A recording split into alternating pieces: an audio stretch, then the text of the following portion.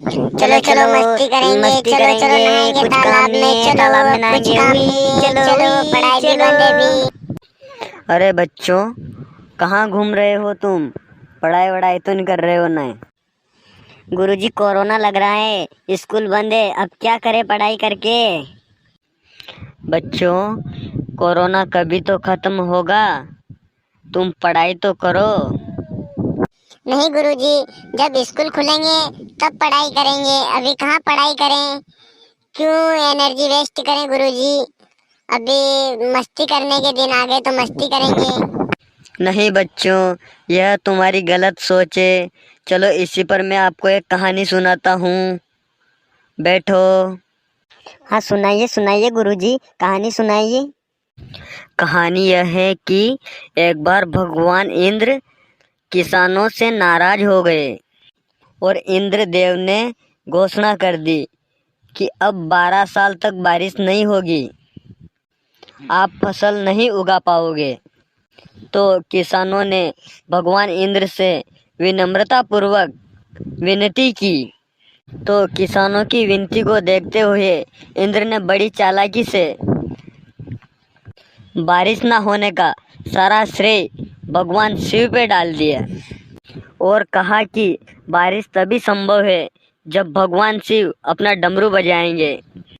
लेकिन इंद्रदेव भगवान शिव से पहले ही गुप्त रूप में चर्चा कर चुके थे और उनसे किसानों के साथ सहमत न होने के लिए भी अनुरोध कर चुके थे। जब किसान भगवान शिव के पास बारिश के लिए विनती करने गए तो उन्होंने भी कह दिया कि बारिश तभी होगी जब मैं 12 साल बाद डमरू बजाऊंगा। तो सभी किसान निराश होकर लौट गए और 12 साल तक इंतजार करने लगे। लेकिन उनमें से एक किसान रोज की तरह नियमित रूप से अपना काम करता ही जा रहा था।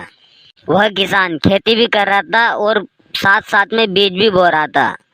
तो सभी गांव वालों ने उसे कहा कि भाई तुझे पता है कि 12 साल तक बारिश नहीं होगी, फिर भी तू इतनी मेहनत कर रहा है, बीज बो रहा है, क्यों कर रहा है इतना सब कुछ।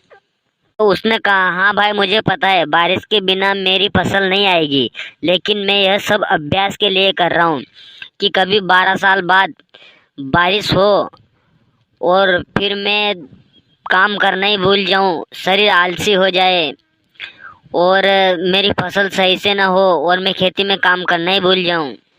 इसीलिए मैं यह सब कर रहा हूँ। इस किसान की बात पार्वती जी को पता चल गई।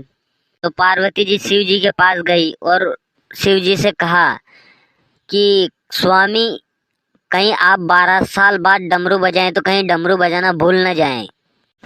तो भगवान शिव भी चिंतित हो गए कि 12 साल बाद कहीं मैं डमरू बजाना भूल जाऊं। तो भगवान शिव ने हाथ में डमरू लिया और सोचा कि बजा कर देखता हूँ बुला कि नहीं बुला, और डिमरू बजा दिया। और जैसे ही डिमरू बजाया बारिश चालू हो गई और बारिश हो गई। तो नियमित रूप से जो किसान काम कर रहा था उसका खेत हरा भरा हो गया और जो आलस करके बैठे थे 12 साल के लिए कि 12 साल बाद काम करेंगे, वो देखते ही रह गए। हाँ तो बच्चों, मेरी इस कहानी से तुम्हें कुछ समझ आया? तो अब पढ़ाई करते रहो, कभी ना कभी कोरोना जाएगा और डिमरू कभी ना कभी बजेगा ही बजेगा। ठीक है बच्चों, यह कहानी यहीं ख़त्म करते हैं। ओके बाय, जाओ पढ़ाई करो, मस्ती मत करो। ठीक है ओके गुरुजी। गुरुजी।